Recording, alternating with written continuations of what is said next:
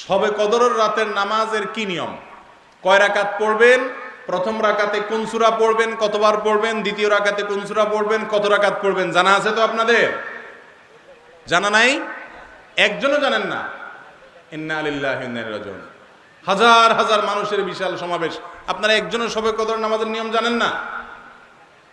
এটা তো খুব খারাপ কথা ভাই, নিয়ম তো জানতে হবে। আচ্ছা আমি বলে দিচ্ছি, শবে কদরের নামাজের নিয়ম হলো অন্য যে কোনো নামাজ যেভাবে পড়েন শবে কদরের নামাজও একইভাবে পড়বেন। এই হলো শবে কদরের নামাজের নিয়ম। এমন কোনো কথা নাই যে শবে কদরের নামাজে প্রথম রাকাতে সূরা ফাতিহার পর অমুক সূরা এতবার পড়তে হবে, দ্বিতীয় রাকাতে ততবার পড়তে হবে, এরকম কোনো কথা কোরআন হাদিসে, এগুলা মন গড়া বিভিন্ন সিস্টেম, বিভিন্ন পদ্ধতির কথা, বিভিন্ন আপনার বাজারে নামাজ শিক্ষার বই নামে অনেক বই আছে, সব বই না, কিছু কিছু বই আছে, এইসব বইতে শবে কদরের নামাজ এত রাকাত, প্রথম রাকাতের এই নিয়ম, দ্বিতীয় রাকাতের ওই নিয়ম, এরকম বিভিন্ন কথা বলা আছে। এগুলো সব ভিত্তিহীন, মন গড়া, এগুলো কোরআন হাদিসে নাই। কোরআন হাদিসে লাইলাতুল কদরে অন্য রাতের মতো আপনি নামাজ পড়বেন, একটু লম্বা সময় নিয়ে পড়বেন।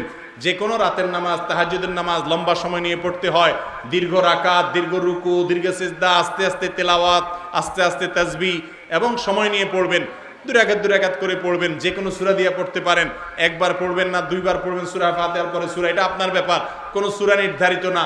আপনি লাইলাতুল কদরের একটা জিনিস নির্ধারিত, সেটা হলো একটা দোয়া হাদিসে বর্ণিত হয়েছে, আম্মা জানা আয়েশা রাদিয়াল্লাহু তাআলা আনহাকে নবী করিম সাল্লাল্লাহু আলাইহি সাল্লাম শিক্ষা দিয়েছেন, তুমি যদি লাইলাতুল কদর পাও তাহলে দোয়া করবা। কি দোয়া?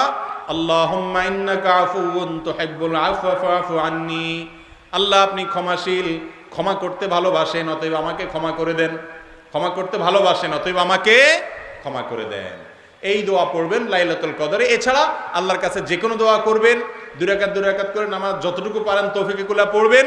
কোনো সূরা কেরাত নিয়ম নির্ধারিত নাই, সারা রাত আপনি দোয়া করবেন, ইবাদত করবেন।